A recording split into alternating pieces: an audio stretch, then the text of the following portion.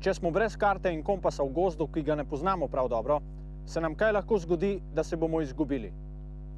To seveda ni nič hudega, če ukrepamo takoj in pravilno. Težave bodo nastopile, če bomo začeli tavati po gozdu in skušali na slepo najti pravo pot. Takoj, ko smo spoznali, da ne gremo v pravo smer, se zaustavimo in v miru razmislimo nastalo situacijo. Skupina mora ostati skupaj, kajti najslabša možnost je, da začne vsak po svoje iskati pravo pot. Najprej se skušamo opreti na tisto, kar vidimo in slišimo. Če imamo možnost, se razglejmo naokrog z bližnje razgledne točke. Prisluhnimo zvokom, ki nas bodo pripeljali iz gozda. Hrupu železnice, avtoceste, zvonjenju ali laježu psov in podobno. Če nam to ni uspelo, se bomo morali opreti na tisto, kar že vemo o terenu. Da bomo vsaj približno določili smer do najbližje ceste ali naselja, izdelamo preprost relief, kamor unesemo samo tiste podatke, v katere smo trdno prepričani. To so predvsem značilnosti pokrajine, od komunikacij, naselij do vodotokov. Torej, gozd seka nekako na polovici makadamska cesta v smeri zahod-vzhod. Po vzhodni strani gozda gre navzgor v smeri jug-sever asfaltna cesta do naselja na severnem delu. Mi se pa nahajamo nekako tule nekje. Najti moramo makadamsko cesto oziroma asfaltno, zato bomo šli približno v smeri jugovzhod. Za orientacijo v naravi brez tehničnih pripomočkov je gotovo najpomembnejše sonce. Z dodatno pomočjo ročne ure bomo določili smer sever-jug in ostale smeri. Če imamo uro z digitalnim zapisom, narišemo na tla številčnico z malim kazalcem obrnjenim proti soncu. Polovični kot med malim kazalcem in številko 12 kaže smer jug. Pri orientaciji po vetru, reliefu in vegetaciji moramo upoštevati njihovo nezanesljivost. Zato skušamo najti čim več znamen in upoštevamo samo tiste, ki se med seboj ujemajo. Naprimer mah na severni strani dreves, skal in ruševin. Drevesa imajo običajno redkejše letnice na južni strani, vendar na gostoto lahko vplivajo tudi relief, veter in struktura tav. V gozdu se izogibajmo gosto poraščenim predelom, v gorah pa ruševju. Poleg tega, da je orientacija praktično nemogoča, nam bo hoja pobrala ogromno moči. Ko enkrat najdemo stezo ali pot, je ne smemo več zapustiti, kajti to je zanesljiv orientacijski pripomoček. Malo se zaustavimo. V gozdovih imamo na poteh lahko težave predvsem na križiščih. Pri tem je zelo koristna informacija, da so poti grajene tako, da grejo pod ostrim kotom proti naseljem. Torej v tem primeru ne gremo v tej smeri, ampak v tej smeri. Pa kar za menoj.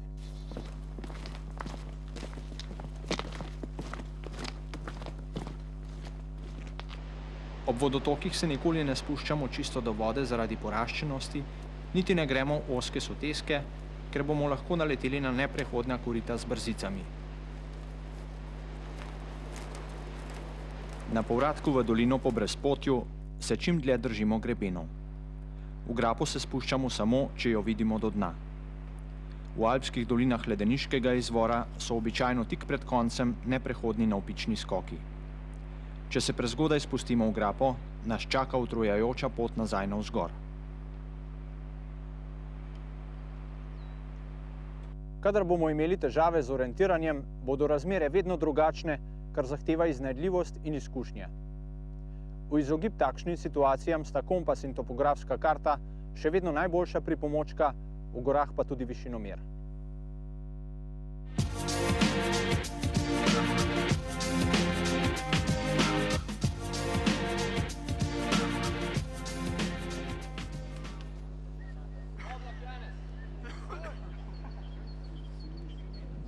Na zahtevnejšem terenu bomo za hitro in učinkovito orientacijo potrebovali tehnične pripomočke. To sta predvsem kompas in topografska karta, v gorah pa tudi višinomer. Poleg tega je še priporočljivo, da imamo stalno pri sebi še ročno uro, po možnosti z lučko, zaščitno folijo za topografsko karto grafitni svinčnik z radirko in beležnico, na zahtevnejših nalogah pa bomo potrebovali koordinatomer, krivinomer in pa vodoodporen flomaster. Seveda je nepraktično in neprijetno, če imamo pripomočke za orientacijo razmetane po nahrbtniku.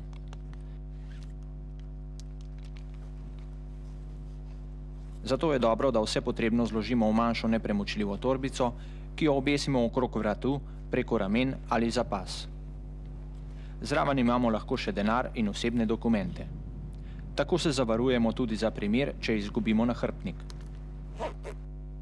Na tržišču imamo danes na izbiro kar veliko kvalitetnih kompasov, ki pa se razlikujejo po namembnosti, kar upoštevamo pri izbiri.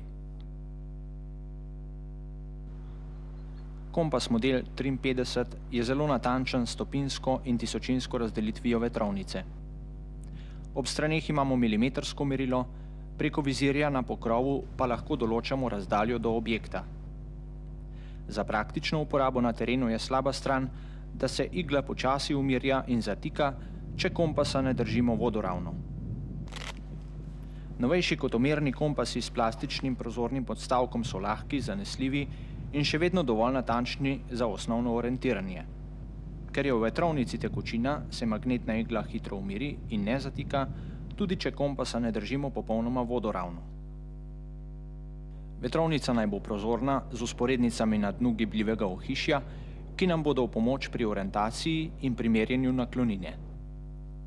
Vsaj na eni strani mora imeti kompas milimetrsko merilo za določanje razdalj, priporočljiv pa je tudi koordinatomer za merilo 1:25.000 in 1:50.000. Svetleče smerne puščice bomo potrebovali za nočno orientacijo. Povečevalno steklo ni nujno potrebno, vendar dobrodošlo, še posebej takrat, ko smo utrujeni. Zrcalo je uporabno tako pri jutranjem britju, pri orientaciji za določanje smeri, kot tudi pri signaliziranju. Dobra topografska karta je osnovni pripomoček za učinkovito orientiranje na terenu. Po poteh in markiranih gorskih stezah zadostuje topografska karta v merilu 1:50.000. Izven poti ali na stezah, še posebej v gorah, snegu in megli, pa je priporočljiva uporaba topografske karte v merilu 1:25.000 z ekvidistanco 10 metrov. Za terensko uporabo si karto pripravimo tako, da nam ne bo razpadla v prvem nalivu in da ne bomo po nepotrebnem izgubljali čas z laganjem. Najbolj običajen način zlaganja kart je, da jo dvakrat prepognemo po širini in nato v obliki harmonike še po višini. Tako lahko listamo po karti, ne da bi vsakič znova odpirali celo karto.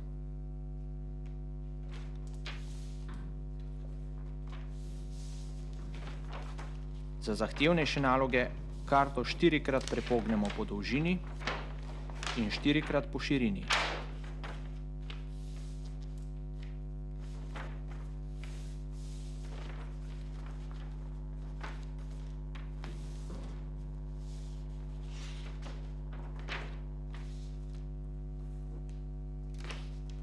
Karto prerežemo na sredini po širini brez prve in zadnje četrtine.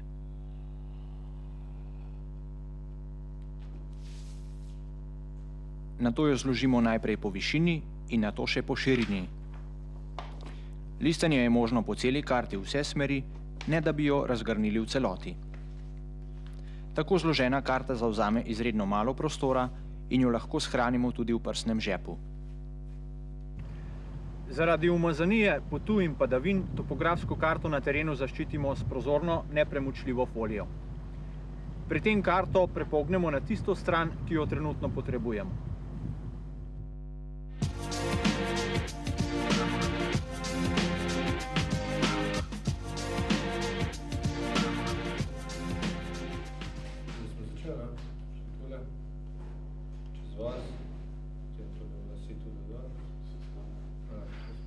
Topografska karta nam nudi neprimerno več informacij kot na primer fotografija iz zraka. Seveda pa je potrebno kar nekaj vaje in praktične uporabe, da znamo primerjati zemljevid in zemljišče, skratka, da se naučimo branja karte. Na začetku gremo s karto v roki na nam dobro poznan teren tako, da ves čas primerjamo predvsem najbolj prepoznavne objekte, kot so ceste, železnica, reke, naselja in dominantni vrhovi. To delamo tudi med hojo, da pridobimo občutek za razdaljo. Šele na to preidemo na prepoznavanje razgibanosti terena. Pri tem so nam v pomoč izohipse oziroma plastnice, ki so na zemljevidu označene za rjavo barvo. Kolikšen je nagib terena, nam pokaže gostota plastnic. Tako na primer izbočeno pobočje prepoznamo po tem, da so plastnice na dnu razporejene bolj na gosto kot zgoraj. To v praksi pomeni, da vrha hriba ne moremo videti od spodaj. Pri vzbočenem pobočju pa je ravno obratno, plastnice se zgostijo proti vrhu in vrh hriba bo zato v našem vidnem območju.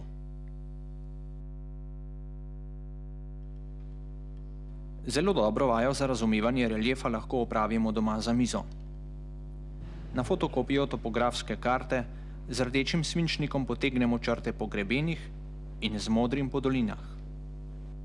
Tako bomo lažje videli, kako se teren dviga in spušča, kje so doline in kje vrhovi, predvsem pa se bomo naučili gledati zemljevid tridimenzionalno. Seveda to kasneje preverimo tudi na terenu, tako da dobesedno v nogah začutimo nagib terena in dobimo občutek, kaj pomeni, če so plastnice na gosto skupaj. Merjenje razdalj na zemljevidu je izredno pomembno za oceno dolžine hoje in določanje položaja na terenu. Dolžino poti najlažje izmerimo s pomočjo krivinomera, vendar če ga nimamo, bo zadostoval list papirja in svinčnik. Skico poti začnemo risati na robu papirja, tako da poravnamo rob s smerjo poti. Svinčnikom označimo prvi zavoj in vrišemo topografski znak. Kos papirja nato obračamo okrog svinčnika, dokler se rob ponovno ne poravna s smerjo in zopet označimo na papirju. Ko pridemo do konca papirja, nadaljujemo po drugem robu. Po skiciranju celotne poti s pomočjo merila označimo razdalje in seštejemo dolžino poti.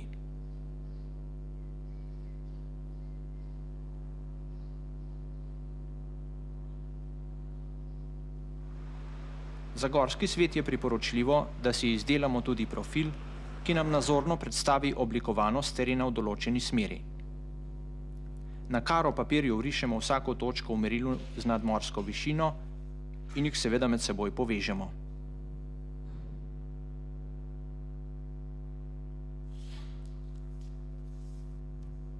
Profil nam bo v pomoč pri izračunu časa pohoda in za ugotavljanje medsebojne vidljivosti posameznih točk. Zraven sodi še izračun časa.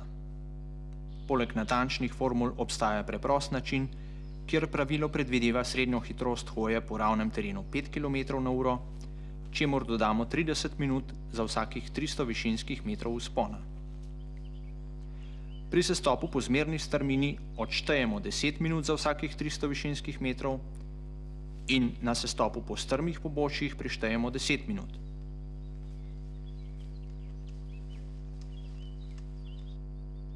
Načrtovano pot nato prehodimo ter primerjamo med sabo zemljevid, skico pohoda in izračun časa.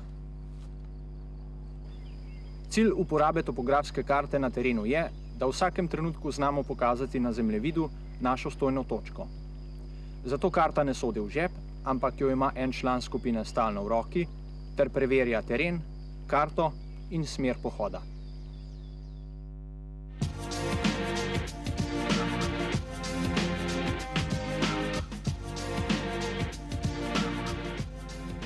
Za vsakega uporabnika topografske karte je pomembno, da zna izmeriti, sporočiti, določiti in prebrati točke ter območja na karti v nedvoumni, enotni in razumljivi obliki. Temeljni pogoj za nemoteno delo je uporaba istega sistema in iste karte v enakem merilu. Naša prva naloga je izmeriti točko na topografski karti. Zato uporabimo pravokotno koordinatno mrežo, kjer preberemo kvadrat, v katerem leži objekt. Najprej navedemo vzhodno koordinatno smer y in nato severno X. Da ne bo prišlo do zamenjave osi X in Y, si predstavljamo, da je topografska karta hiša, v katero najprej vstopimo in gremo nato po stopnicah navzgor. Kvadrat preberemo levo in spodaj. 147 metrov. Za bolj natančno in obenem hitro merjenje točk uporabimo različne vrste koordinatomerov. Najdemo jih tudi na nekaterih topografskih kartah, kompasih in ravnilih. Zelo priročni so koordinatomeri skupaj s kotomerom v stopinski in tisočinski razdelitvi na prozornih plastičnih folijah. Koordinatomer postavimo ob spodnjo črto kvadrata in ga premaknemo, dokler z navpično osjo ne pokrijemo objekta. Razdaljo preberemo na 10 metrov natančno, najprej vzhodno smer, 0,636 in nato severno, 2,534.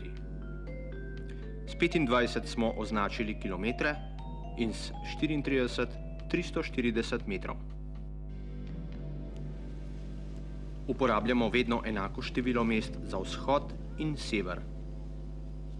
Koordinate za vrh Mohorja so torej 0,636, 2,534.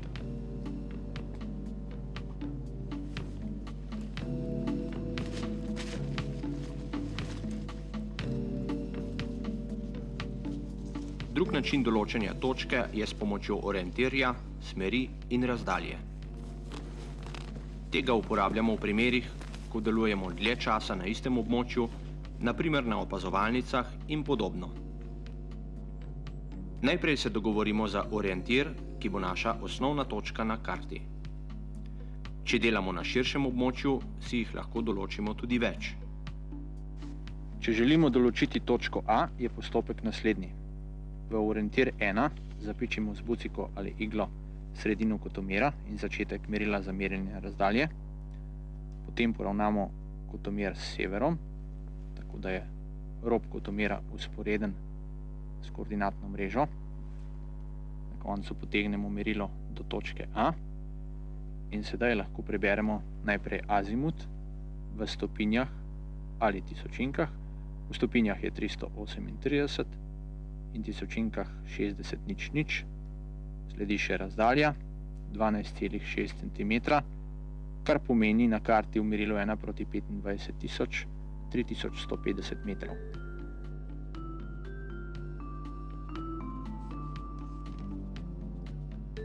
Namesto merila za razdaljo lahko uporabljamo vrvico kompasa in izmerimo njeno dolžino na merilu kompasa, koordinatomera ali s pomočjo krivinomera.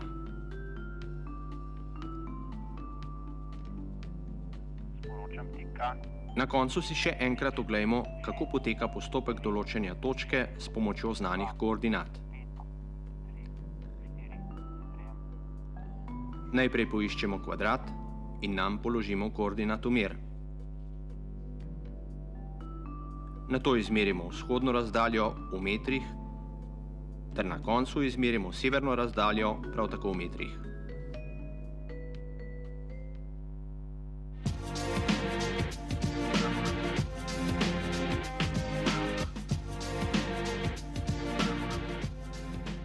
Skrivnost uspeha orientacije na neznanem terenu s pomočjo karte in kompasa je, da znamo določiti smer in oceniti razdaljo do cilja v naravi, ter da znamo brati topografsko karto. Ena zahtevnejših oblik je orientacija v brezpotju in na nepreglednem terenu, kjer pridejo do izraza izkušnje pri delu s karto in kompasom. Star način, ko smo karto najprej orientirali proti severu in nato določili smer gibanja, je za terensko delo zamuden. S kompasom, ki ima prozorno vetrovnico, je ta postopek bolj enostaven, predvsem pa hitrejši, zato si ga oglejmo nekoliko bolj podrobno. Če hočemo določiti smer od točke A, kjer se nahajamo, do točke B, kjer je naš cilj, poravnamo rob kompasa med obema točkama v smeri pohoda. Z merilom ob strani spotoma določimo razdaljo med točkama. Nato vetrovnico vrtimo toliko časa, da vzporednice v vetrovnici poravnamo s poldnevnikom na karti. Rdeča puščica je obrnjena proti zgornjemu robu karte, vendar se še ne ujema z dejanskim severom. Da bomo to dosegli, vrtimo karto in kompas toliko časa, da magnetna igla pokrije rdečo puščico. S tem smo orientirali karto, obenem pa določili azimut in smer naše poti preko vizirja. Naj še enkrat na kratko ponovim. Rob kompasa poravnamo med točki A in B, na robu preberemo razdaljo do cilja, vetrovnico zavrtimo, da se vzporednice poravnajo s poldnevnikom na karti in zavrtimo kompas, da se magnetna igla pokrije z rdečo puščico. Tak način orientiranja s kompasom in karto za terensko delo je veliko hitrejši, pa vendar dovolj natančen. Vendar kljub vsemu prihaja do odstopanja v smeri približno 10 do 20 stopinj, kar nam v določenih primerih povzroči težave. Vzemimo primer. Naš cilj je križišče poti v gozdu, do katerega želimo priti po brezpotju. Če vzamemo smer točno na križišče, se nam lahko zgodi, da bomo prišli do poti levo ali desno od zaželjenega cilja. Zato je bolje, da namenoma skrenemo desno in ob prihodu na pot nam bo jasno, da je križišče na levi strani. Na hribovitem terenu nam hoja zgolj po azimutu pobere ogromno moči in časa zaradi vzpenjanja na vrhove, poleg tega pa lahko naletimo na neprehodne predele. Tukaj lahko uporabimo tehniko sledenja izohipsi. To pomeni, da se gibljemo na isti nadmorski višini in obidemo vzpetine. Smer določena s kompasom nam je samo splošno vodilo. Druga možnost na težavnem terenu je tako imenovano sledenje niti. To je lahko potok, grapa, greben ali poti.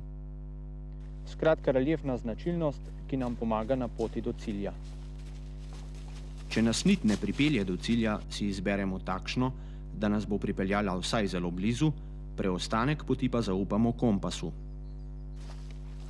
Preden gre za res, je priporočljivo, da se v orientaciji po brezpotju preizkusimo v manjših gozdovih, ker se bomo znašli tudi, če nam ne gre po načrtih. Na začetku izberemo orientacijske točke dovolj blizu, da z iskanjem ne bomo imeli težav. Razdaljo povečujemo glede na naše izkušnje in zahtevnost terena. Prav tako povečujemo hitrost gibanja, kajti ko smo utrujeni, se pokažejo pomanjkljivosti, ki se nam sicer zdijo nemogoče.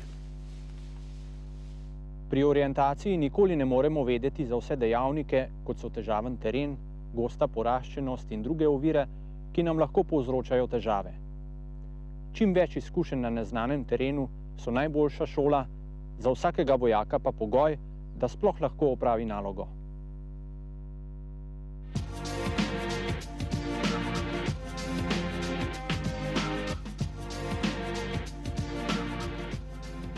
V slabem vremenu imamo lahko težave, tudi če smo dobro opremljeni in obvladamo orientacijo.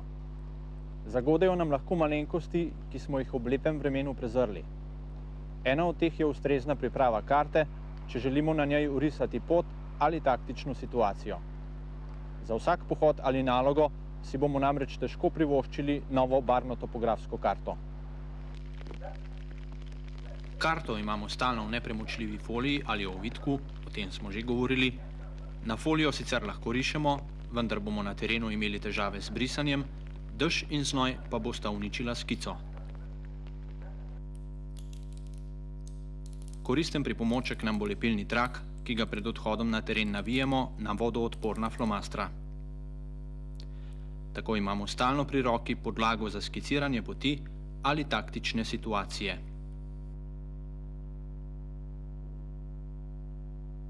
Preko skice na to nalepimo še en lepilni trak kot zaščito pred vlago. Ob spremembi taktične situacije pa preprosto odlepimo lepilne trakove in izdelamo novo skico.